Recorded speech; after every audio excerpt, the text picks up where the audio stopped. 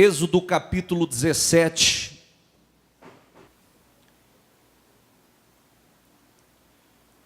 Toda a comunidade de Israel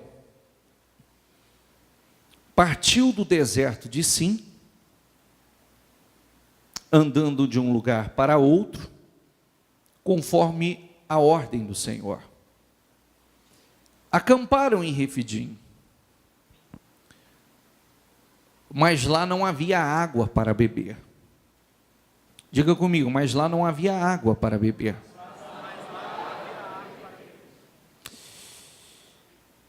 Por essa razão, queixaram-se a Moisés e exigiram: dê-nos água para beber. E ele respondeu: por que se queixam a mim? Porque colocam o Senhor à prova. Tem uma outra tradução aí? Porque o quê? Porque o quê? Queixar é o quê? Diminuiu o tom da voz. Queixar é o quê? Não, mas eu quero mostrar que está certo. Quero mostrar, não está errado não. Só quero mostrar para você que o entendimento é de queixa, dependendo da situação, como a pessoa faz, ele está tentando a Deus. Porque Deus não espera isso. Deus não espera isso de nós.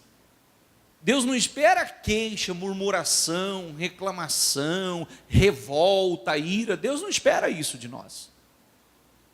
Deus espera uma outra atitude, atitude de fé, oração. Não adianta eu questionar com A, com B, com C, brigar com... Não adianta, eu tenho que fazer o que eu já sei. Aí diz assim, ó, que versículo eu parei? E ele respondeu: por que se queixam a mim? Porque colocam o Senhor à prova. Vocês estão tentando o Senhor. Mas o povo estava sedento e reclamou a Moisés: por que você, diga comigo, por que você nos tirou do Egito? Foi para matar de sede a nós e aos nossos filhos, nossos rebanhos? Então Moisés clamou ao Senhor: que farei com este povo? Estão a ponto de apedrejar-me. Respondeu-lhe o Senhor: passe à frente do povo, leve com você algumas das autoridades de Israel, tenham na mão a vara com a qual você feriu o Nilo e vá adiante. E eu estarei à sua espera no alto da rocha do monte Horebe. Bata na rocha e dela sairá água para o povo beber. Assim fez Moisés à vista das autoridades de Israel, e clamou e chamou aquele lugar Massá e Meribá, porque ali os israelitas reclamaram e puseram o Senhor à prova, dizendo: o Senhor está entre nós ou não? Amém? Para aí um pouquinho, por favor. É mais ou menos o que nós falamos a semana passada. Mais uma vez, diante da dificuldade, antes eles estavam aonde, por favor? Aonde? Era fácil a vida no Egito? Estava boa a vida no Egito? A Bíblia diz que era amarga a vida deles. Eles gemiam no Egito. Eles amassavam barro para construir tijolos para os egípcios. Morava na casa dos egípcios, na terra dos egípcios, na casa dos egípcios, tudo era dos egípcios. E os egípcios tornaram a vida deles amarga. E eles estavam desesperados buscando o socorro, que Deus os arrancasse de lá, que Deus mudasse a história deles. E Deus levantou Moisés e começou essa obra. Só que aquela história, né, que você nunca pode se esquecer, nem eu nem você podemos nos esquecer.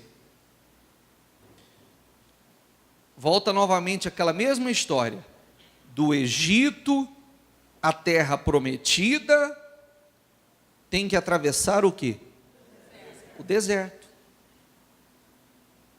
Do Egito, a terra prometida, tem o deserto para ser cortado. Não tinha jeito de fazer uma mágica e fazer assim e já aparece aqui. Mas o processo do Egito, do deserto, o deserto era uma escola. O deserto era uma escola diária. O deserto era a sala de aula, a escola que Deus estaria ensinando o seu povo a depender dele todos os dias, porque todos os dias eles teriam uma experiência com Deus e aprenderiam a viver por fé. Amém? Todos os dias, aqui no deserto eles teriam uma experiência nova. Mas desde quando saíram de lá do Egito, estiveram cortando o deserto, aliás, desde lá do Egito, eles viram a ação sobrenatural de Deus. Eles viram Deus operando. Eles viram o poder de Deus. Mas esse povo tinha um hábito muito ruim, que era se queixar.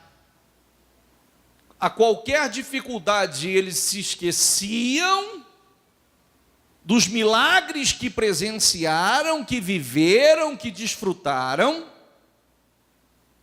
É como se Deus não tivesse feito nada para trás e começava um processo de murmuração, de reclamação. Amém? E esse tipo de atitude foi o que impediu muitos de entrar na terra prometida. Esse tipo de postura foi o que fez com que a paciência de Deus se esgotasse com muitos. Porque não era isso que Deus esperava. Não era essa atitude que Deus esperava. O que Deus esperava? Você viu a hora que Moisés foi falar com Deus, o que Deus falou? Deus disse assim, o senhor, olha, o povo está... Sabe o que você vai fazer, Moisés? Sabe aquela vara que você já feriu, que você já presenciou o sobrenatural, o milagre, que através da fé, atitude de fé, você já venceu outras situações? Pega ela e suba ao monte, ao lugar sagrado, ao lugar de oração. Suba ao monte que eu estou esperando você lá. Porque é essa atitude que Deus espera. Às vezes eu estou esperando uma notícia positiva e eu recebo uma negativa. Às vezes eu estou esperando uma vitória, se levanta um outro problema. E aí, o que acontece? Eu que já estou numa posição de incredulidade, num hábito horrível, de murmuração, de reclamação, ao invés de eu fazer aquilo que eu já fiz outras vezes, e já tive experiência positiva, que é agir a minha fé, ir para o lugar sagrado, e orar a Deus, buscar o socorro, buscar a mudança, buscar o meu milagre, eu paro para reclamar, para murmurar, para blasfemar. Mas eu sei o que fazer, porque eu já fiz anteriormente, e eu tive resultado. É verdade ou não é? Sim ou não? Você já orou a Deus e Deus já te respondeu? Sim ou não? Você já viu a misericórdia de Deus, o poder de Deus sobre a tua vida em outras situações, situações que você achou que não tinha como sair delas, que não tinha como superar, e você superou e está aqui? Sim ou não? O Senhor falou a Moisés: pega a vara, meu filho. Você já usou essa vara? A vara foi o que ele usou como instrumento de fé. Pega a vara, meu filho, aquela que você já feriu o Nilo, aquela também que você abriu o Mar Vermelho. Pega ela, meu filho, pega ela. Aquela que tantas experiências, aquela que se transformou em cobra, meu filho. Pega ela e suba ao monte que eu estou te esperando.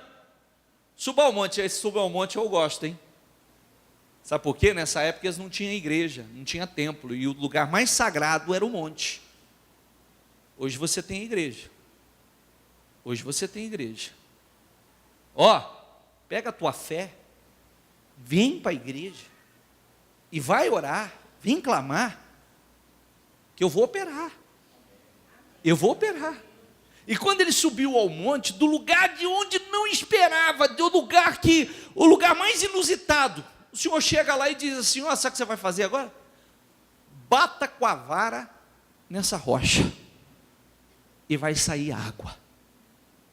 E ele agiu a fé e bateu com a vara naquela rocha, e do lugar de onde não esperava, jorrou água. Amém? Jorrou a bênção, jorrou o milagre. É isso que Deus espera de nós. É isso que Deus espera de você. É atitude de fé, porque muitas vezes, gente, que dia é hoje? Que dia é hoje? Acabou o mês, não acabou? Sim ou não? Sim. Às vezes a gente fala muito, mas a gente faz pouco. A gente fala muito, reclama muito, mas faz muito pouco. Quando nós precisamos, realmente temos foco, vivemos pela fé, nós vivemos pela fé, nós estamos em oração continuamente. Nós estamos em oração, já começamos orando. Não é aquele tipo de oração que eu tenho muitas vezes ilustrado aqui, mas se eu perguntar assim, quem ora, mas ora de verdade, para orar, como um dia, hoje, daqui a pouco eu vou orar com você, nós vamos orar determinando o salário, como nós estamos, determinando o salário, profetizando o salário, mas nós vamos orar pelo teu mês, orar e profetizar sobre o teu mês, como deve ser o seu mês, a bênção e a prosperidade que deve acontecer nesse mês, as coisas boas que devem acontecer nesse mês, mas orar mesmo, parar para orar, não é aquela coisa assim: Senhor, abençoa o meu mês, me dê um mês abençoado, aquela coisa superficial. Vamos parar para orar, profetizar sobre o teu mês, profetizar portas abertas, profetizar coisas grandes acontecendo, profetizar o teu faturamento, profetizar o teu salário, pegar a vara e bater na rocha. Sabe aquele negócio que parece que dali não vai sair nada? Sabe? Pegar a vara, pegar a tua fé e bater naquele lugar que parece que não vai sair nada. Porque se Moisés fosse um incrédulo, o que o Senhor falou, Senhor? Para eu bater nessa rocha aqui, que se eu bater vai sair água? O Senhor está de brincadeira comigo. Não podia? Sim ou não? Eu vou bater em rocha. Daqui ainda, aqui nessa altura aqui? Se eu não encontrei lá embaixo, eu vou encontrar aqui em cima? Mas ele bateu. ele bateu como o Senhor falou com ele bateu, e do lugar que não esperava, do lugar que parecia que não ia sair nada, jorrou. Amém? Amém? Isso é viver por fé. Isso é viver por fé. Porque muitas vezes a pessoa olha e fala, mas daqui não sai nada. Não, mas minha função é orar. Minha função é orar. Minha função é agir a minha fé. Reclamar vai resolver? Sim ou não? Reclamar não vai resolver. Murmurar vai resolver? Não, você pode esgotar a paciência de Deus com tanta reclamação e murmuração. Você pode esgotar a paciência de Deus com isso. Mas, tanto é que, quando Moisés falou com Deus, o Senhor falou, sabe aquela vara? Sabe aquela atitude que você já teve ali, a vara que você já feriu o Nilo? Pega ela, sobe ao monte. Estou te esperando lá. Haja fé. Você já viveu coisas, você já viveu milagres. Agindo dessa forma, haja de novo. Como eu disse, quantas situações que parecia não ter saída e você já venceu. Está aqui hoje. Quantas situações que parecia ser o fim lá atrás e você está aqui agora. Está enfrentando outras, como nós vamos enfrentar. Gente é gente em tudo quanto é lugar. Gente é complicado em qualquer lugar, gente é traiçoeiro em qualquer lugar. É ou não é? Sim ou não? Não adianta a gente se iludir. Não adianta a gente se iludir. Nós não vivemos no mundo sozinho. Agora nós temos que nos preparar e viver por fé, para que as coisas que aconteçam não nos atinjam, para que nós possamos mudar situações pela fé. Não estamos excluindo a nossa responsabilidade do que fazer, do que trabalhar, como trabalhar, de ser um bom profissional, de ser uma pessoa de palavra. Não estamos. Inclusive quero fazer uma observação, tá? Quero fazer uma observação. Eu escuto direto esse tipo de palavras assim que me entristece demais. Pessoas que dizem assim, eu não faço negócio mais com crente ou com gente da igreja. Eu não faço. Sabe por quê, bicho? Não tem palavra.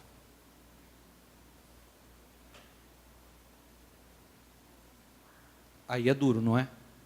Sim ou não? Aí se as portas se fecham, a culpa é de Deus? Se as portas se fecham, a culpa é de Deus? Não. Sim ou não? Não.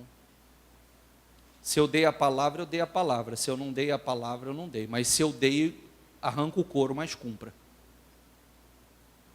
Vira de ponta cabeça, de cambalhota, mas cumpra. Senão é melhor não dar. Então fala que você não pode. Pode ir lá tal dia? Não, não posso. Pode fazer esse trabalho e me entregar tal dia? Não fala para pegar o trabalho, não fala que pode, sendo que você já sabe que não pode. Então fale que você não pode. Seja honesto. Se você não tem condições de entregar num dia, não fala. Ou se não, peça uma data que vá além do que você pode, para você ter uma margem. Escute, mas eu falo por mim. Se a pessoa falar para mim assim, eu preciso de tal dia, se a pessoa falar para mim assim, bispo, eu não posso, não adianta eu prometer para o senhor que eu não posso, mas até a data tal eu posso. Pode ter certeza que, a não ser que não dê para esperar, mas pela sinceridade da pessoa você vai fazer. Não, eu já estou preparado que até tal dia ele não vai ter condição, mas depois, até a data que ele me deu a palavra, ele vai poder cumprir. Amém? É sim, sim, não, não.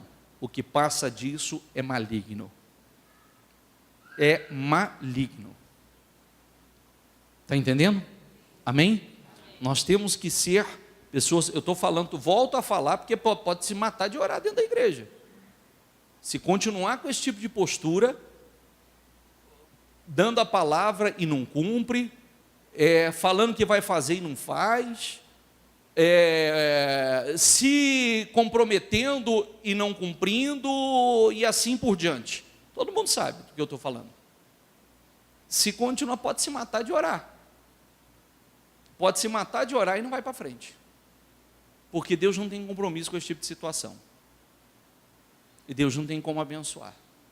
Então seja uma pessoa confiável, seja uma pessoa de palavra, seja uma pessoa honesta, seja uma pessoa que se compromete e cumpre, seja uma pessoa assim. Você marcou tal hora, marcou tal dia, vai e cumpre, marcou em fazer, faça, porque senão você vai ter problemas, e aí essa situação não é uma responsabilidade de Deus, porque Deus nos ensina como nos portar. Se temos condições, maravilhoso. Se não temos condições, não vamos nos comprometer. Porque, lembre-se de uma palavra, para construir uma imagem é uma guerra, não é? Sim ou não? Para destruir essa imagem é um escorregão, é um deslize. E muitas vezes, uma pessoa insatisfeita, ela tem a capacidade, ela tem um poder de contaminação gigantesca. Dizem as estatísticas que um contamina pelo menos 10. Não é verdade? Amém? Então, estou falando de duas coisas aqui. Eu parei um pouquinho só para fazer uma observação, porque outro dia uma pessoa disse isso para mim novamente. Eu fico triste quando eu ouço isso. A pessoa diz assim: ó, bispo, ó, eu com pessoas da mesma fé, com pessoas da igreja, eu não quero mais negócio. Porque, infelizmente, são pessoas que falam, comprometem, dão a palavra e não cumprem. É muito desagradável você ouvir uma coisa como essa. Somente que a gente ensina dentro da igreja, ensina a ser verdadeiro, ensina a ser uma pessoa comprometida, ensina a ser uma pessoa do sim, sim, não, não, de uma palavra só, e de repente a pessoa ouve o que lhe interessa e descarta outras coisas que são tão importantes para a sua vida. No mais, voltando aqui, de onde saiu água? E saiu por quê? Porque agiu a fé naquilo que parecia ser impossível acontecer. Agiu a fé, e agiu a fé em cima do improvável. Agiu a fé, e agiu a fé em cima do improvável. Fez o que deu certo anteriormente. Fez o que deu certo anteriormente.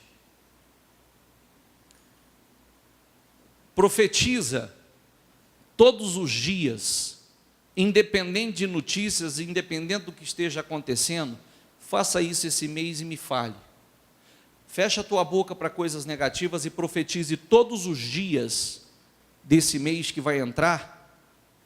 Todos os dias, profetize que o mês será uma bênção, o mês será um mês de vitórias, o mês será um mês que você vai faturar X, você vai fechar grandes negócios, você vai obter resultados positivos. Profetize todos os dias esse mês, mas de verdade, e feche o mês e veja como foi o mês. Feche o mês, profetize, o meu mês será uma bênção, o meu mês será um mês de prosperidade, em nome do Senhor Jesus. Eu vou fechar uma série de novos negócios esse mês, eu vou adquirir tantos clientes esse mês, o faturamento da minha empresa, em nome do Senhor Jesus. Eu profetizo, o mês de abril será uma bênção, o mês de abril será uma bênção, o mês de abril será uma bênção, o mês de abril será um mês de vitórias, o mês de abril será um mês de boas notícias, o mês de abril será uma bênção, o mês de abril vai acontecer coisas inusitadas na minha vida, o mês de abril vai acontecer o improvável, em nome do Senhor Jesus. Eu não sei de onde vai vir, mas vai vir. O mês de abril será uma bênção. O mês de abril veio uma notícia ruim, eu estou esperando boa. O mês de abril será uma bênção. Não, eu descarto essa. O mês de abril será uma bênção. Veio uma situação que aparentemente é um prejuízo. Não, o mês de abril será uma bênção. O que aconteceu aqui, o Senhor é poderoso para me dar o dobro, o triplo ali na frente. O mês de abril será uma bênção. O mês de abril será uma bênção. O mês de abril será de vitória, será de bênção, será de realizações, será de prosperidade. Faça isso. Faça isso. E veja como será. Mesmo acontecendo notícias que você não está esperando, acontece aqui, eu tenho certeza que Deus está te ressarcindo ali, porque muitas vezes o que acontece aqui, Deus quer ver a nossa atitude, Deus quer ver como nós vamos reagir.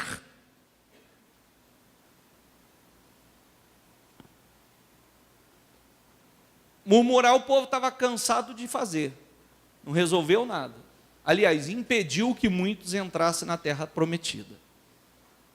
Mas, mais uma vez, quando Moisés foi falar com o Senhor disse assim: Moisés, pega a vara que você feriu o Nilo e sobe no monte que eu estou te esperando lá.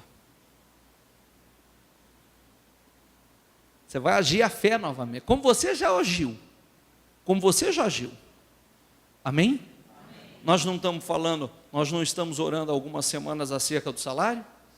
Sim ou não? Sim. O salário de Jacó foi mudado quantas vezes? 10. Lembrando que Jacó trabalhava, todos os dias estava lá apacentando as ovelhas, fazendo com amor, fazendo com carinho, fazendo o seu melhor.